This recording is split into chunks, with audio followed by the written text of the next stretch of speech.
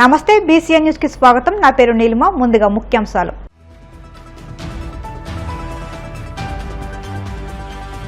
విజయవాడలోని ఇంద్రకీలాద్రిపై జనసేన ఆధ్వర్యంలో ప్రత్యేక పూజలు. అమ్మవారి ఆశీస్సులు భారత సైనికులకు తోడుగా ఉండాలని ప్రార్థించామన్న మంత్రి నాదెండ్ల.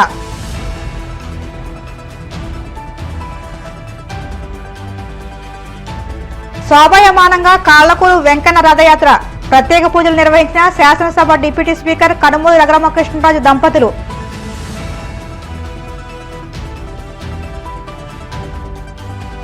ప్రజా సమస్యల పరిష్కార వేదికలో అందిన అర్జీలను త్వరితగతిన పరిష్కరించండి. అధికారులకు కాకినాడ జిల్లా కలెక్టర్ షణ్మోహన్ సగిలి ఆదేశాలు.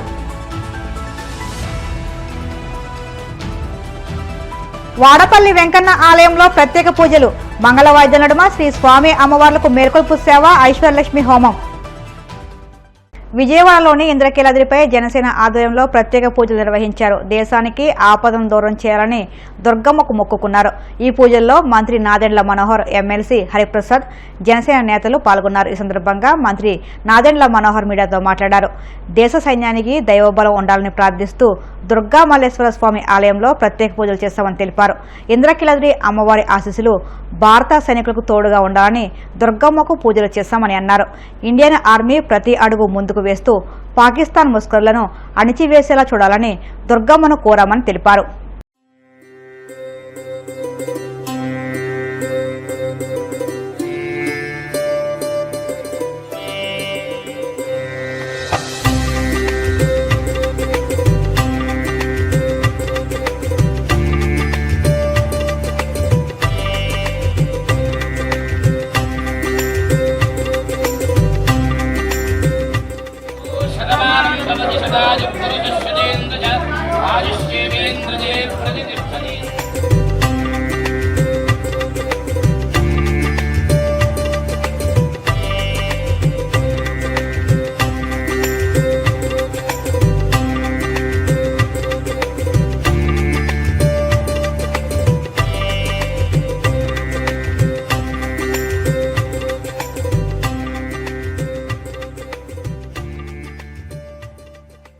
దేశవ్యాప్తంగా ప్రజలందరూ కూడా ఒక బలమైన అండగా నిలబడాలని, ప్రతి ఒక్కరూ ఒక బాధ్యతతోటి దేశభావం, దేశభక్తి అనేది కలగాలనే ఆలోచనతోటి మా పార్టీ అధ్యక్షులు పవన్ కళ్యాణ్ గారు జనసేన పార్టీలో ఉన్న శ్రేణులందరినీ కూడా ఒక నూతన ఉత్తేజం ఇచ్చే విధంగా దేశం కోసం, మన రక్షణ కోసం పోరాడే మన సైనికులకి ఒక మంచి నాయకత్వమే సరిపోదు, దైవ బలం కూడా చాలా అవసరం ఇటువంటి సందర్భాల్లో అని ఆయన సూచనల మేరకు ఈ రోజున 12 ఆలయాల్లో కర్ణాటకలోను, తమిళనాడులోను, మన ఆంధ్రప్రదేశ్ లో కూడా మీ అందరం కూడా కలిసి మా పార్టీ అధ్యక్షులు పవన్ కళ్యాణ్ గారు చేసిన సూచనల మేరకు ప్రతి ఒక్కరిలో ఆ భావన కలిగే విధంగా, ఎప్పుడు కూడా సందర్భాన్ని బట్టి మనం మాట్లాడడం అనేది కాదు, ఏ సందర్భమైనా సరే ముందు మన దేశం, మన కోసం త్యాగాలు చేసిన మన సైనికులు ఏ విధంగా కొన్ని సంఘటనలు చూసామో గత నెల రోజుల నుంచి ప్రతి ఒక్కరిని కదిలివేసింది. కానీ ఒక బాధ్యత కూడా మనందరిలోనూ ఉండాలి. ఈ రోజు అమ్మవారి ఆశీస్సులతోటి చాలా అద్భుతంగా పూజలు జరిపి మన సైనికులకి మనస్ఫూర్తిగా మేమందరం కూడా తోడుగా ఉంటాం. ఆ ధైర్యం నింపే విధంగా ప్రతి అడుగు వారు ముందుకు వేయాలి. ఇటువంటి కార్యక్రమాలు ఎప్పుడు కూడా జనసేన పార్టీలో ఉన్న శ్రేణులందరూ కూడా కలిసికట్టుగా ప్రజల్లో ఒక మంచి భావన వచ్చే విధంగా, వర్తమాన రాజకీయాల్లో ఏ పార్టీ చేయని విధంగా మేము నిలబడుతున్నాం. అనేక కార్యక్రమాలు చేపట్టాం. అమాయకులుగా ఉన్న పర్యాటకుల్ని పహల్గాంలో ఆ రోజు జరిగిన సంఘటన ప్రత్యేకంగా వ్యక్తిగతంగా కూడా ప్రతి ఒక్కరిని కదిలివేసింది. ఆ రోజు నుంచి ఈ రోజు వరకు కూడా కాల్పులు విరమణ జరిగినాక కూడా ఏ రోజైనా మరొకసారి యుద్ధ వాతావరణం వచ్చే పరిస్థితి కనపడుతోంది. కాబట్టి మనస్ఫూర్తిగా మేమందరం కూడా ఈరోజు ప్రార్థించింది, అమ్మవారిని కోరుకుంది. ఏ విధంగా మా నాయకుడు పవన్ కళ్యాణ్ గారు ఇటువంటి కార్యక్రమాల్లో ఎప్పుడు కూడా చక్కటి సందేశం ఇస్తారు, ఆ సందేశానికి దైవబలం కూడా ఉండాలి, మంచి నాయకత్వం ఉండాలి. మంచి నాయకత్వంతో పాటు అమ్మవారి ఆశీస్సులు ఉండాలని ఈ రోజు దుర్గమ్మవారిని కోరడం జరిగింది. రాబోయే రోజుల్లో కూడా ఈ రోజుకి రాష్ట్ర ప్రజలు ఒక అద్భుతమైన తీర్పు గత సంవత్సరం ఇచ్చారు. ఈ రోజున కూటమి ప్రభుత్వం ఎన్ని కష్టాలైనా ఆర్థికంగా మేము చేసే కార్యక్రమాల్ని ప్రజల శ్రేయస్సు కోసం, రాష్ట్రాభివృద్ధి కోసం, సంక్షేమం కోసం అందరం కూడా కలిసికట్టుగా ముందుకెళ్తున్న తరుణంలో మా పార్టీ అధ్యక్షుడు పవన్ కళ్యాణ్ గారు మా అందరికీ కల్పించిన అవకాశాన్ని మనస్ఫూర్తిగా మేము ప్రత్యేకంగా ధన్యవాదాలు తెలుపుకుంటూ మరొకసారి రాష్ట్ర ప్రజలకు అంకిత భావంతో పనిచేసే ఒక గొప్ప అవకాశంగా మేము భావించుకుంటూ ముందుకెళ్తున్నాం. ఏడుకొండలవాడ వెంకటరమణ గోవింద గోవింద అంటూ భక్తుల నామస్మరణతో కాళ్లకూరు గ్రామం మారుమోగింది. పశ్చిమ గోదావరి జిల్లా కాళ్ల మండలం కాళ్లకూరులో వెంకటేశ్వర స్వామివారి తిరుకళ్యాణ మహోత్సవాల్లో భాగంగా సోమవారం స్వామివారి రథయాత్ర శోభాయమానంగా జరిగింది. సుందరంగా అలంకరించిన రథంపై స్వామివారు ఆశీనులై భక్తులకు దర్శనమిచ్చారు. బుట్టబొమ్మలు, శక్తివేషాలు, తీన్మార్ డప్పులు, మేళతాళాలు విశేషంగా ఆకర్షించాయి. పురవీధుల గుండా సాగిన రథోత్సవంలో స్వామివారిని చూసేందుకు జిల్లా నలుమూల నుంచి వచ్చిన భక్తులతో కాళ్లకూరులోని దారులన్నీ కిక్కిరిసిపోయాయి. వైశాఖ పౌర్ణమి సందర్భంగా శ్రీ స్వామి అమ్మవార్లను AP deputy speaker Kanumuru Raghuramakrishnaraju, Ramadevi దంపతులు, ఏపీ ఐఏసీ చైర్మన్ మంతెన రామరాజుతో పాటు పలువురు ప్రముఖులు దర్శించుకుని ప్రత్యేక పూజలు నిర్వహించారు.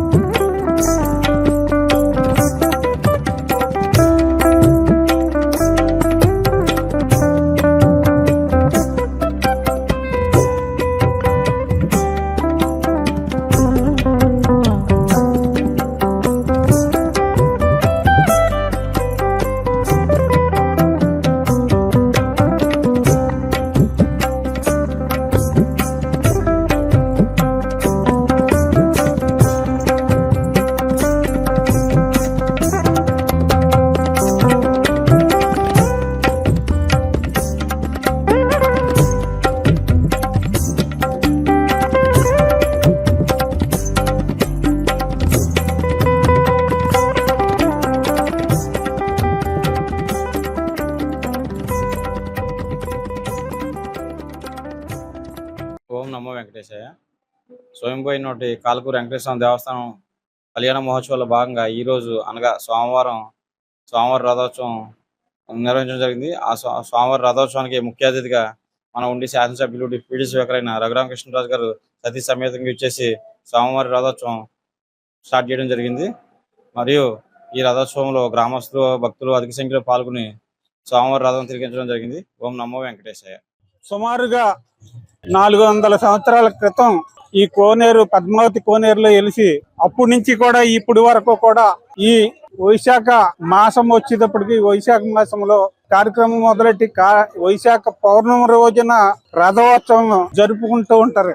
ఈ ఆనవాయితీగా జరుపుకున్నటువంటి ఈ కార్యక్రమానికి 8వ తేదీన ఉండి శాసనసభ్యులు రఘురామకృష్ణరాజు గారి దంపతులచే స్వామివారి కళ్యాణం చేయించడం జరిగింది. అదే విధంగా ఈ రోజున కూడా ఈ రథోత్సవ కార్యక్రమము వారి చేతుల మీదుగా స్థానిక శాసనసభ్యులు రఘురామకృష్ణరాజు గారు వచ్చి వారు కొబ్బరికాయ కొట్టి ప్రారంభోత్సవం చేయింది. ఈ స్వామివారిని గ్రామోత్సవం రథం మీద ఇదంతా కూడా ఈ గ్రామం అంతా తిప్పుకెళ్లి అనంతరము అక్కడ ఈ వెంకటేశ్వర స్వామి స్థలములో ఈ బాణసంచ గెలిచి చాలా అంగరంగ వైభవంగా జరిగే ఈ కార్యక్రమానికి ఈ చుట్టుపక్కల గ్రామాల నుంచి వేలాదిగా తరలివచ్చి ఈ కార్యక్రమంలో పాల్గొనటం ఇది ఆనవాయితీగా వస్తున్నటువంటి కార్యక్రమం. ప్రజా ఫిర్యాదుల పరిష్కార వేదిక కార్యక్రమంలో అందిన వినతులను నాణ్యతతో అధికారులు సంతృప్తి చెందే విధంగా సకాలంలో పరిష్కరించాలని కాకినాడ జిల్లా కలెక్టర్ షణ్మోహన్ అధికారులను ఆదేశించారు.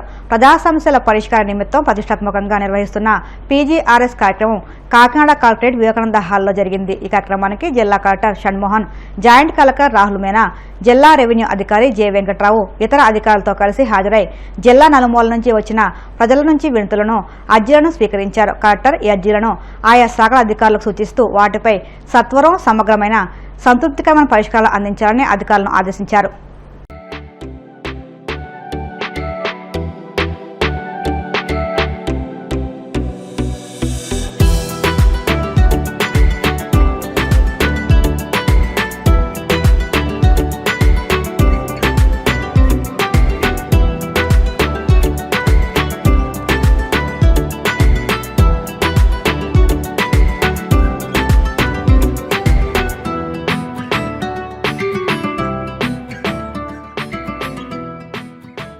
కోనసీమ తిరుమలగా వర్ధిల్లుతున్న వాడపల్లి శ్రీ వెంకటేశ్వర స్వామి ఆలయంలో మంగళవారం ప్రత్యేక పూజలు వైభవంగా నిర్వహించారు.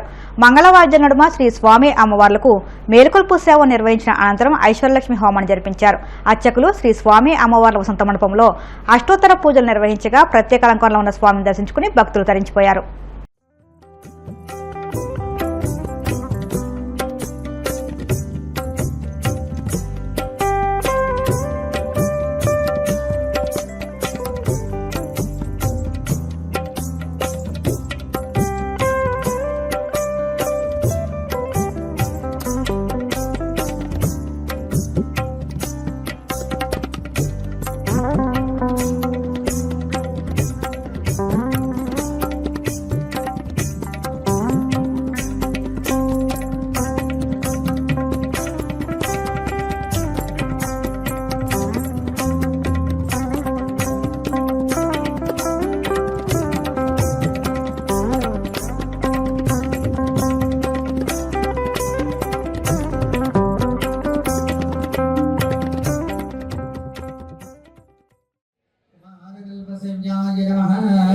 वज्रध्वजयाय नमः सुवत्सासुरसेनावचराय नमः रामाय नमः पद्मनाभाय नमः सदा वायुस्तुताय नमः तीर्थवैकुण्ठलोकाय नमः गिरिपुण्यविहारिणे नमः हरिचन्द्रज्योतेन्द्रस्वामिने नमः शङ्कराराध्यनेत्राब्जविषयाय नमः. గత వైసీపీ ప్రభుత్వం తెచ్చిన జీవోలను వెంటనే రద్దు చేయాలని సిపిఐ జిల్లా కార్యదర్శి గాలిచంద్ర డిమాండ్ చేశారు. కడప నగర మున్సిపల్ కార్యాలయం ఎదుట సిపిఐ ఆధ్వర్యంలో నిరసనకు దిగారు. ఈ సందర్భంగా ఆయన మాట్లాడుతూ కడప నగరంలో మౌలిక సదుపాయాలైన రోడ్లు, కాలువలు, వీధి లైట్లు, త్రాగునీటి సమస్యలు పరిష్కారం చేయాలని, నిరంతరం ప్రజలపైన భారం మోపే పన్నుల భారాన్ని తగ్గించాలని డిమాండ్ చేశారు. కడప నగరంలో వేసవి ఆరంభంలోనే త్రాగునీటి సమస్య తీవ్రంగా ఉందని, వారానికి ఒక్కపూట కూడా నీరు రాలేని పరిస్థితి ఉందని ఆవేదన వ్యక్తం చేశారు. రోజు కడప నగరంలో మౌలిక సదుపాయాలైనటువంటి రోడ్లు, కాలువలు, వీధి లైట్లు, త్రాగునీటి సమస్య పరిష్కారం చేయాలని, నిరంతరము ప్రజలపైన భారం మోపేటటువంటి పన్నుల భారాన్ని తగ్గించాలని డిమాండ్ చేస్తూ భారత కమ్యూనిస్ట్ పార్టీ సిపిఐ ఆధ్వర్యంలో ఈరోజు కడప నగరపాలక సంస్థ కార్యాలయం వద్ద ఆందోళన నిర్వహించడం జరుగుతా ఉంది. పాలక ప్రభుత్వాలు ఎన్నికల ముందు మాత్రం ఇండ్లు ఇస్తాం, ఇంటి స్థలం ఇస్తాం, రేషన్ కార్డు ఇస్తాం, పెన్షన్ ఇస్తాం, వీటితో పాటు రోడ్లు, కాలువలు, వీధి లైట్లు 24 గంటలు త్రాగునీరు అందిస్తామని చెప్పి గొప్ప గొప్ప మాటలు చెప్పడం, అధికారంలోకి వచ్చిన తర్వాత ఏ ఒక్క వాగ్దానం అమలు చేయకపోవడం అనేటువంటిది జరుగుతా ఉంది. కడప నగరంలో ఇవాళ వేసవి ఆరంభంలోనే త్రాగునీటి సమస్య తీవ్రంగా ఉంది. వారానికి ఒక్క పూట కూడా నీళ్లు రానటువంటి దౌర్భాగ్య స్థితి కడప నగరాన్ని వెంటాడుతూ ఉంది. పోనీ మురికివాడలలో గుర్తించినటువంటి మురికివాడలలో ఏమైనా రోడ్లు, కాలువలు ఏమైనా మెరుగుపరిచారా, పారిశుద్ధ్యాన్ని డెవలప్ చేశారా అంటే దాన్ని కూడా ఎక్కడ కూడా చేసినటువంటి దాఖలాలు లేవు. పైగా ఇప్పుడేమంటున్నారు, ఈ నెలలో జరగబోతా ఉన్నటువంటి మహానాడు సందర్భంగా, మహానాడు జరుగుతున్నటువంటి నేపథ్యంలో బయట నుంచి వస్తున్నటువంటి జనాన్ని నమ్మించడానికి, మెప్పించడానికి, రంగులు కొట్టడానికి 20 లక్షల టెండర్లకు నగరపాలక సంస్థ పిలిచిందంటే ఇదే నగరపాలక సంస్థ కార్యాలయమా లేకపోతే తెలుగుదేశం పార్టీ కార్యాలయమా అని మేము అడుగుతా ఉన్నాం. ఇదే తెలుగుదేశం పార్టీ అడ్డాలా? ఇదేమన్నా నగరపాలక సంస్థ కార్యాలయం అంటే? నగరపాలక సంస్థ అధికారులు తెలుగుదేశం ఏజెంట్లుగా వ్యవహరిస్తూ ఉన్నారా అని చెప్పి మేము అడుగుతా ఉన్నాం. ప్రజల సమస్యలు పరిష్కారం చేయడంలో మీరు దృష్టి సారించండి. పన్నులు అబ్నార్మల్గా, అన్సైంటిఫిక్గా ఎట్ట పడితే అట్ట మీరు విధించడానికి మీకు ఎవరిచ్చారో హక్కు అని చెప్పి మేము అడుగుతా ఉన్నాం. పన్నుల విషయంలో, ప్రజా సమస్యల విషయంలో నగరపాలక సంస్థ, దాన్ని నడిపించే నగరపాలక వర్గం ఏదైతే దృష్టి పెట్టకపోతే ప్రజాక్షేత్రంలో మీరు దోషులుగా నిలబడేటువంటి పరిస్థితి వస్తుంది. అట్లే విలీనమైనటువంటి పంచాయతీలలో ఇప్పటికీ ఎలాంటి మౌలిక సదుపాయాలకు నోచుకోనటువంటి దౌర్భాగ్య స్థితి. ఇందిరానగర్ నుంచి వైఎస్ఆర్ నగర్ వరకు, చెర్లోపల్లి నుంచి ఇవాళ మామిళ్ళపల్లి లేఅవుట్ వరకు ఎలాంటి సదుపాయాల లేకుండా అటవిక జీవనం సాగిస్తున్నటువంటి ప్రజల యొక్క అవసరాలు తీర్చాల్సినటువంటి అవసరం ఉంది. ఇప్పుడు కాసేపు ప్రకటనలు.